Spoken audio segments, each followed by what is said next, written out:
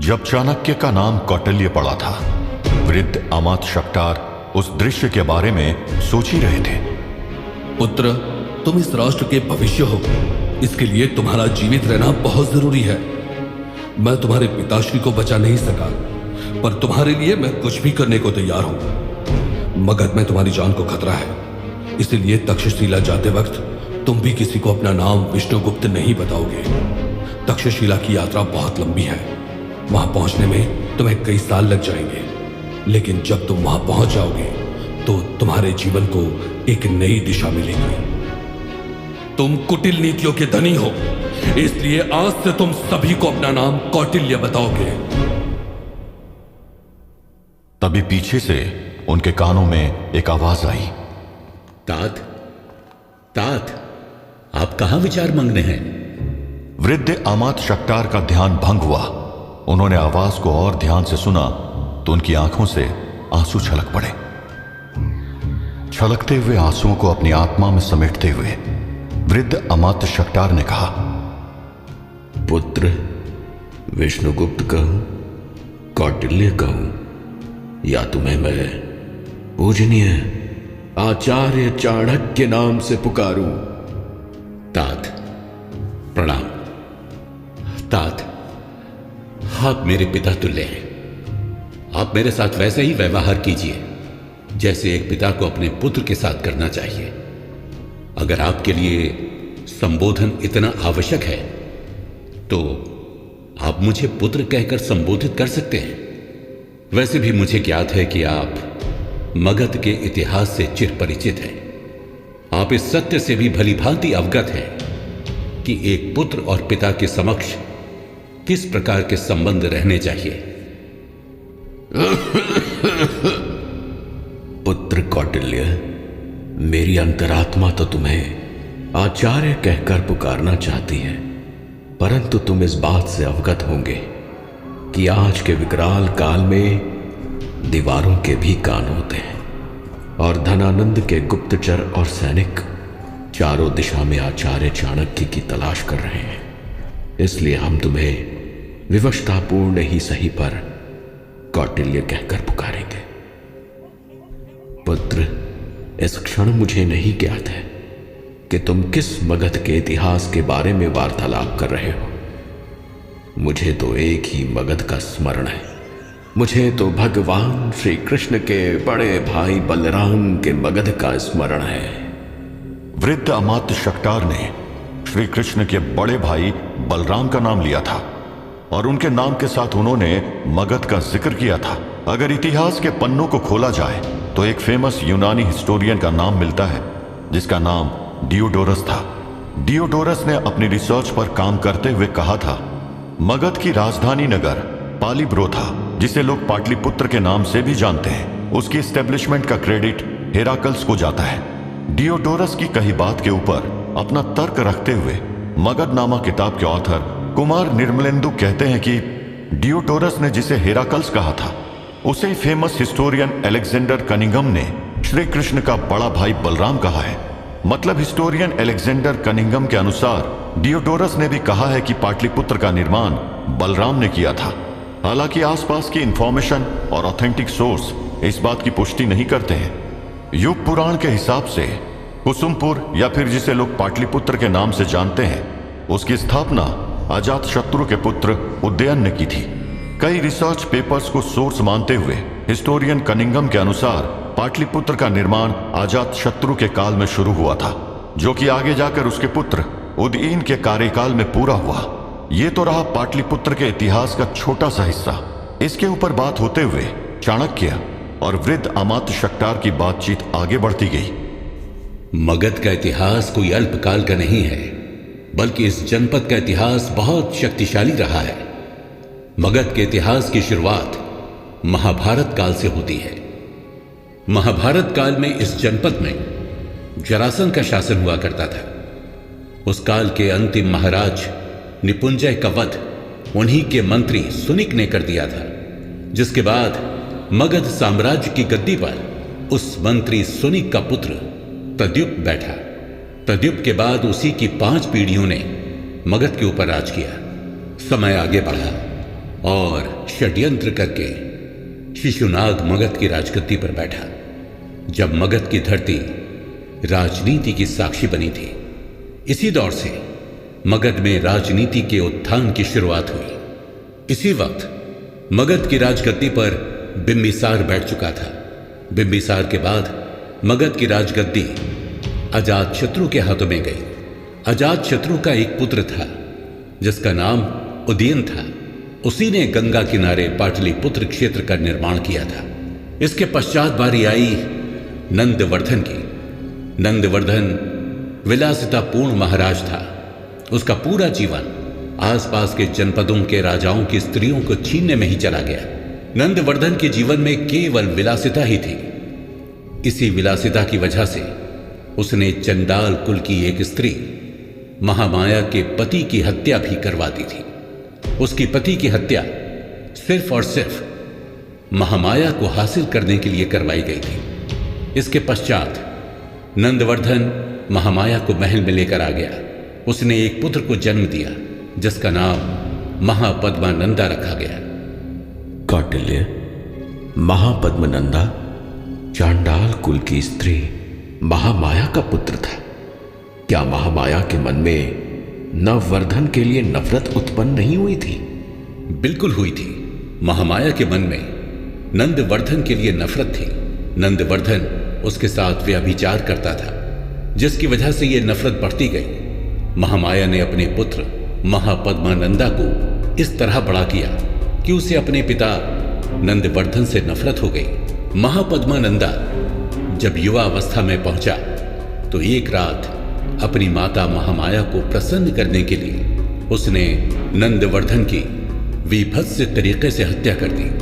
अगले ही दिन महामाया ने उसे मगध का महाराजा घोषित कर दिया।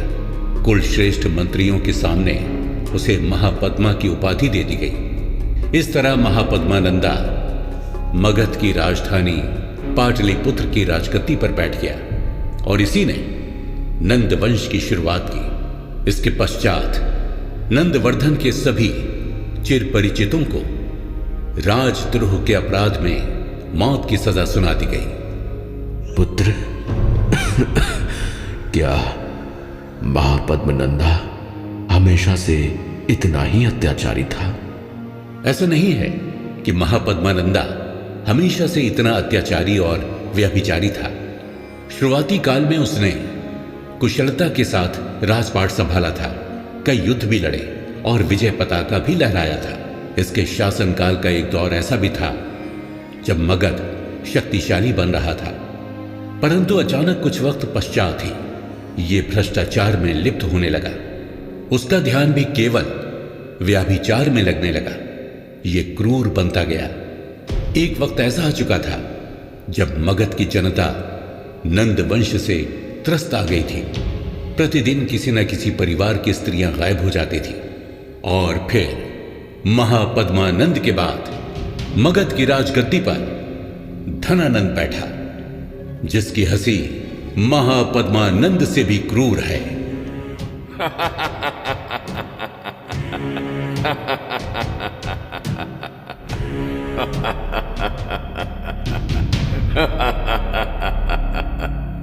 तात, मेरे पिता आचार्य चाणक्य ने मुझे मगध के इतिहास से अवगत करवाते हुए कहा था कि पुत्र, तुम्हें एक ऐसा ब्राह्मण बनना है जिसे लोभ का स्पर्श तक न हो, जो अकेला ही अपने पथ पर चलने वाला हो, जिसमें त्याग और बलिदान की भावना हो, जिसमें साहस हो, जो मेधावी भी हो और शूरवीर भी हो, जिसके अंदर शौर्य के समान तेज हो और जल समान शीतलता भी हो।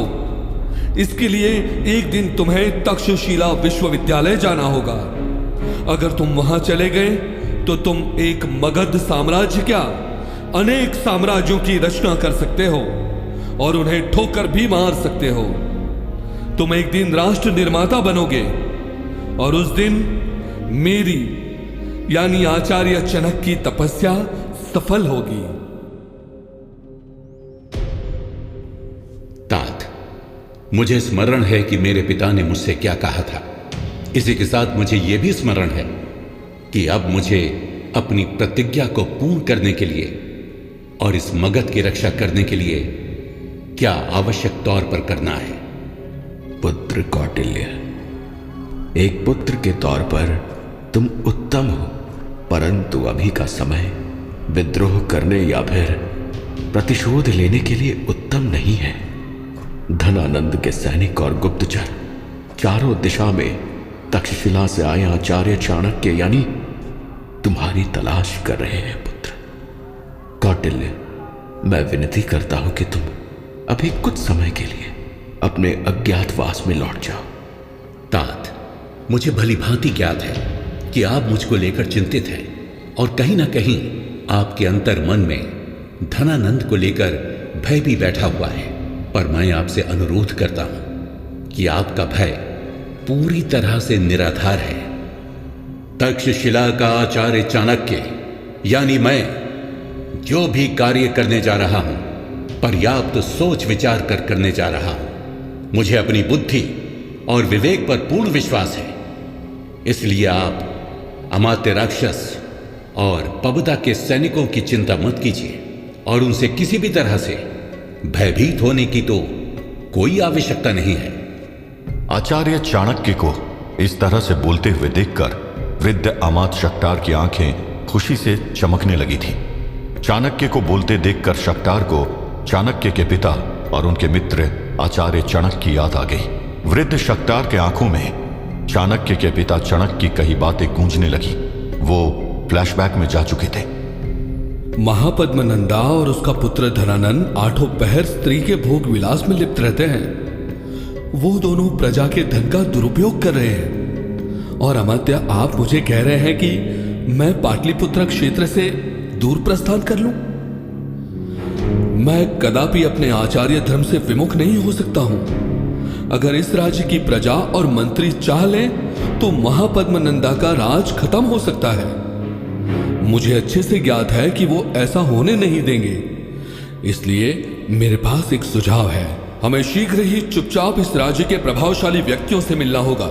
उनके समक्ष राज्य व्यवस्था की रूपरेखा को रखना पड़ेगा। उन्हें बताना पड़ेगा कि मगध नरेश अनेक प्रकार के राजस्व व शुल्क लगाकर प्रजा पर निरंतर अत्याचार कर रहा है। आज मगध की प्रजा शोषित है। वो निरंतर खुद को ठगा हुआ महसूस कर रही है। प्रत्येक परिवार में वृक्ष रूपी सनातन बिना शिक्षा दीक्षा के रहने में मजबूर हैं। इस निरंकुश शासन काल को समाप्त होना ही होगा। मैं अपनी मातृभूमि के ऋण में हूं। इसलिए मैं यानी आचार्य चाणक्य अपनी अंतिम सांस तक इस भूमि की प्रगति के लिए संघर्ष करता रहूंगा। नंदवंश के न्याय की तराजू केवल धनवान के प्रति झुकती है। ऐसे नरेश के होने से अच्छा है कि इस राज्य का सिंहासन खाली रहे। अब समय आ चुका है कि सिंहासन के विरुद्ध विद्रोह की शुरुआत हो और इसकी शुरुआत के लिए सभी वर्ग के लोगों को आगे आना होगा। वयम राष्ट्र जायग्राम पुरोहितः। राष्ट्र को जागृत करना भी एक आचार्य का कार्य होता है। राष्ट्र की निरंकुश सत्ता को सत्य मार्ग दिखाने का कार्य हमेशा से आचार्य वर्ग ने किया है और भविष्य में भी हम पथ प्रदर्शक का कार्य करते रहेंगे। अमात्य शक्टार को यादों में खोए हुए देखकर आचार्य चाणक्य खुद विचलित हो गए और तेज चलती हुई सांसों के साथ शक्टार को यादों से बाहर निकालने के लिए कहा। तात, तात, तात, सुनिए अमात्य, सुनिए।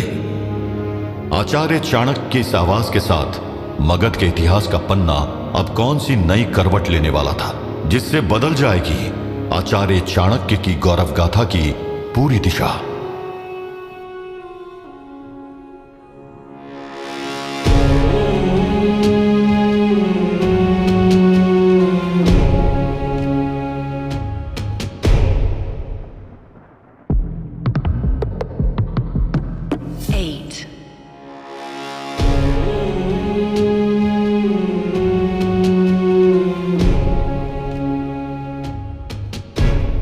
अमात्य शक्टार को यादों में खोए हुए देखकर आचार्य चाणक्य खुद विचलित हो गए और तेज चलती हुई सांसों के साथ शक्टार को यादों से बाहर निकालने के लिए कहा।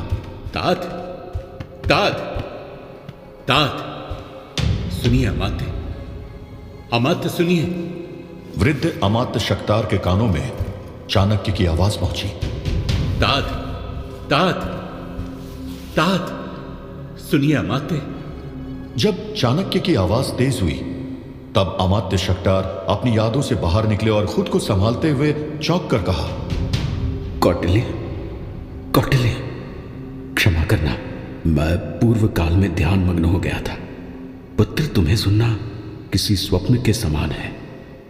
मुझे ऐसा ही प्रतीत होता था जब मैं तुम्हारे पिता आचार्य चणक को सुनता था। मुझसे तुम्हारे पिता ने कहा था, वयम राष्ट्र जायग्राम पुरोहितः, राष्ट्र को जागृत करना भी एक आचार्य का कार्य होता है। राष्ट्र की निरंकुश सत्ता को सत्य मार्ग दिखाने का कार्य हमेशा से आचार्य वर्ग ने किया है और भविष्य में भी हम पथ प्रदर्शक का कार्य करते रहेंगे। आज उनकी कही बात वयम राष्ट्रे जाग्रयाम पुरोहितः, यानी राष्ट्र को जागृत करना भी एक आचार्य का कार्य होता है, मुझे यथार्थ होते हुए प्रतीत हो रही है। वृद्ध अमात्य शक्तार अपनी बात कह ही रहे थे कि उनके कानों में कुछ आवाज सुनाई देने लगी। यह आवाज किसी और की नहीं बल्कि धनानंद के सैनिकों की थी। सैनिकों, सभी सैनिकों ध्यान पूर्वक सुनो। अमात्य राक्षस का आदेश है कि उस ब्राह्मण कुमार चाणक्य को अति शीघ्र महाराज धनानंद के समक्ष पेश करना है। इसलिए एक चींटी के बराबर भी तुम लोगों से चूक नहीं होनी चाहिए। जी सरदार, महाराज धनानंद की जय हो। सैनिकों की इस गूंज को सुनकर वृद्ध अमात्य शक्तार अपनी जगह से खड़े हो गए और आचार्य चाणक्य से कहा, कौटिल्य, क्या तुम्हें ये शोर भरी ध्वनि सुनाई दे रही है? जी तात, बिल्कुल। मुझे भी शोर से भरी कुछ सैनिकों के चलने की ध्वनि सुनाई दे रही है। जरा सा भी विलंब हमारे लिए कठिनाइयों का द्वार खोल सकता है कौटिल्य। अति शीघ्र तुम गुप्त कक्ष की तरफ प्रस्थान करो। जी तात, जैसी आपकी आज्ञा।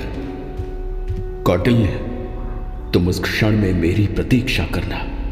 मैं अति शीघ्र वहां तुमसे मिलने आऊंगा। मगध के भविष्य को लेकर हमारी वार्तालाप अभी पूर्ण नहीं हुई है।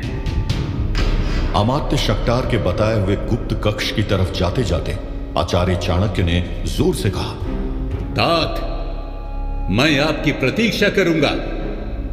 आचार्य चाणक्य के गुप्त कक्ष की तरफ जाते ही बाहर से द्वारपाल ने अंदर दस्तक दी और वृद्ध अमात्य शक्तार से कहा, गुरुदेव प्रणाम, मैं क्षमा प्रार्थी हूं। मुझे इस समय यहां नहीं आना चाहिए था, किंतु गुरुदेव मैं विवश हूं। बाहर मगध साम्राज्य के कर्ता धर्ता अमात्य राक्षस आए हुए हैं। उनके साथ कई सारे सैनिक भी हैं। मैंने उन्हें रोकने का बहुत प्रयास किया, पर वो मेरे से वार्तालाप करने को तैयार ही नहीं है। उन्हें अतिशीघ्र आपसे मिलना है। क्या कहा तुमने? अमात्य राक्षस इस समय मुझसे मिलना चाहता है? जी गुरुदेव, अमात्य राक्षस आए हुए हैं और वो अति शीघ्र आपसे मिलना चाहते हैं। वो बाहर आपकी प्रतीक्षा कर रहे हैं। चलो प्रस्थान करो, मैं भी तुम्हारे साथ चलता हूं। द्वारपाल के साथ ही शक्तार बाहर की तरफ महामंत्री अमात्य राक्षस से मिलने के लिए चल दिए। बाहर पहुंचते ही शक्तार ने देखा कि अमात्य राक्षस अपने सैनिकों के साथ उनकी प्रतीक्षा कर रहा है। लेकिन शक्तार को देखते ही अमात्य राक्षस के चेहरे में हंसी की लहर दौड़ गई और उसने जोर जोर से हंसते हुए कहा,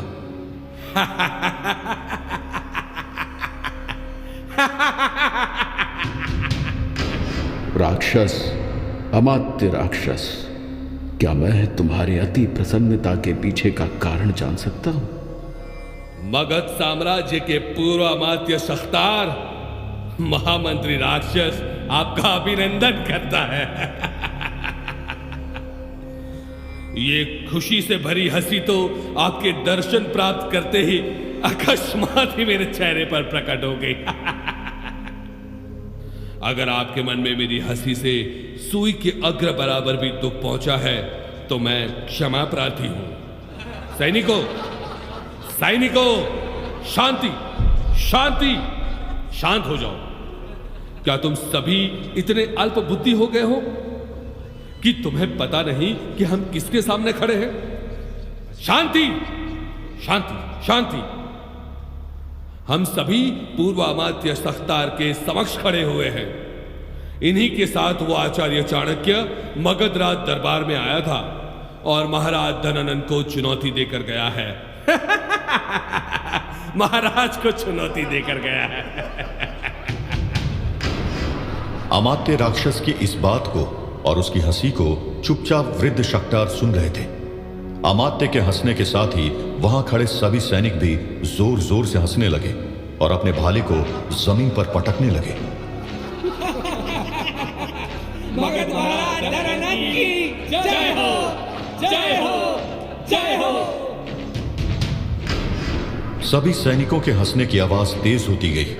तेज होते होते आवाज धीमी पड़ गई। जमीन पर पटकने वाले भाले की भी आवाज शांत हो गई थी। इसी शांति के बीच वृद्ध अमात्य शक्तार ने अपने हाथ में पकड़े हुए कमंडल को धरती पर जोर से पटकते हुए तेज आवाज में कहा, अल्प बुद्धि के धनी सैनिकों, तुम्हारी ये अंध भक्ति एक दिन तुम्हारे विनाश का कारण बनेगी। तुम्हें अभी ज्ञात नहीं है कि तुम किसके ऊपर हंस रहे हो। तुम एक ऐसे आचार्य के ऊपर हंस रहे हो जो अति शीघ्र मगध के पूरे भविष्य का निर्माता बनेगा। तुम सभी केवल आचार्य चाणक्य के ऊपर नहीं हंस रहे हो, बल्कि पूरे राष्ट्र के भविष्य के ऊपर हंस रहे हो।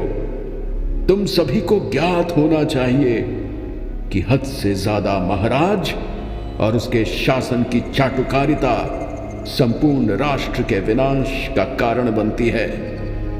अमात्य राक्षस, तुम एक बुद्धिमान और विवेकशील योद्धा, पर तुम धनानंद की चाटुकारिता में इतने लीन हो चुके हो कि तुम्हें सही और गलत का मार्ग याद नहीं है। अगर तुम्हें आचार्य चाणक्य की चुनौती का स्मरण है तो उनकी राज दरबार में ली हुई अखंड प्रतिज्ञा का भी स्मरण रखना। स्मरण करो आचार्य चाणक्य की अखंड प्रतिज्ञा को। आज के दिन मैं यानी चाणक्य अग्नि, आकाश, जल, वायु और अपनी समस्त शिक्षा को साक्षी मानकर प्रतिज्ञा लेता हूं कि जब तक तुम्हारे संपूर्ण साम्राज्य का विनाश नहीं कर दूंगा, मगध की प्रजा को तुमसे स्वतंत्र नहीं करवा दूंगा और एक चक्रवर्ती राजा की खोज करके अखंड भारत की तस्वीर सुनिश्चित नहीं कर दूंगा, तब तक अपनी इस शिखा को नहीं बांधूंगा। आचार्य चाणक्य की अखंड प्रतिज्ञा इतिहास के पन्नों में दर्ज है। इस बारे में हल्की सी रोशनी डालते हुए फेमस हिस्टोरियन उमा शंकर कहती है कि इतिहास में चाणक्य, कौटिल्य या विष्णुगुप्त, उन्हें 3 नामों से जाना जाता है। धनानंद के राज दरबार में जब चाणक्य प्रतिज्ञा ले रहे थे, तब उन्होंने प्रतिज्ञा लेने से पहले धनानंद को सच्चाई का आईना दिखाते हुए कहा था कि धनानंद, भूल गए हो तुम कि राजा सिर्फ और सिर्फ जनता का सेवक होता है। आज मगध की प्रजा तुमसे त्रस्त हो चुकी है, परंतु मैं ऐसा होने नहीं दे सकता। मैं यहां तुम्हारे साथ मिलकर सिकंदर को रोकने की रणनीति बनाने आया था, परंतु अब मुझे ज्ञात हो गया है कि इस देश को सबसे अधिक खतरा तुम्हारे जैसे राजा से है। यह सर्वज्ञात है कि नंद वंश क्षत्रियों का वंश नहीं है, बल्कि लुटेरों का है, जो अकस्मात ही मगध पर राज कर रहा है। और यह याद रहे धनानंद कि तुम इस नंद वंश के अंतिम राजा बनकर रह जाओगे। ऐसा माना जाता है कि चाणक्य की कही ये बात धनानंद के मन में छप गई थी। आचार्य चाणक्य की प्रतिज्ञा को अमात्य राक्षस और सभी सैनिकों को याद दिलवाने के बाद वृद्ध शक्तार ने सभी से कहा, तुम सभी को आचार्य चाणक्य की प्रतिज्ञा का स्मरण है कि नहीं? मुझे तो आज भी अगर किसी क्षण वो प्रतिज्ञा का स्मरण आता है तो मेरे शरीर के अग्नि का समावेश हो जाता है। मेरी आंखों के सामने धनानंद की मृत्यु और नंद वंश का विनाश नृत्य करने लगता है। अमात्य राक्षस, मेरी सलाह है कि अतिशीघ्र अपने कर्मकांड को सही मार्ग पर लाने का कार्य शुरू कर दो, नहीं तो नंद वंश के साथ तुम्हारा विनाश भी निश्चित है। पूर्वामात्य शक्तार, अपनी जिह्वा को लगाम दीजिए। अगर ये बात महाराज धनानंद के कानों तक पहुंच गई ना, तो आपको ज्ञात भी नहीं है कि आपके साथ क्या होगा। आपके मृत शरीर को मगध के चील कौवे नोच नोच कर खा रहे होंगे। मैं भी आपको पूर्वामात्य होने की वजह से क्षमा कर रहा हूं, नहीं तो मैं चाह लूं तो इसी क्षण आपको कारावास में डाल सकता हूं। राक्षस, तुम अपनी जिह्वा को लगाम दो। मुझे उम्र के इस पड़ाव में मृत्यु का भय नहीं है। मृत्यु के डर से मैं सत्य का मार्ग नहीं छोड़ सकता। तुम्हारी इच्छा हो तो तुम मुझे कारावास में डाल सकते हो। सैनिकों, सैनिकों, सुनो। जय हो, जय हो, जय हो, जय हो, जय हो। अमात्य राक्षस को वृद्ध शक्तार ने कारावास में डालने की चुनौती दे दी थी। अमात्य राक्षस ने सैनिकों को आवाज भी लगा दी थी। सैनिक धरती में भाले जोर जोर से पटक रहे थे। अमात्य राक्षस वृद्ध शक्तार की तरफ आगे बढ़ने लगा। क्या शक्तार के जीवन का अंत समय आ गया था? आखिर आगे क्या होने वाला था? आचार्य चाणक्य की गौरव गाथा में।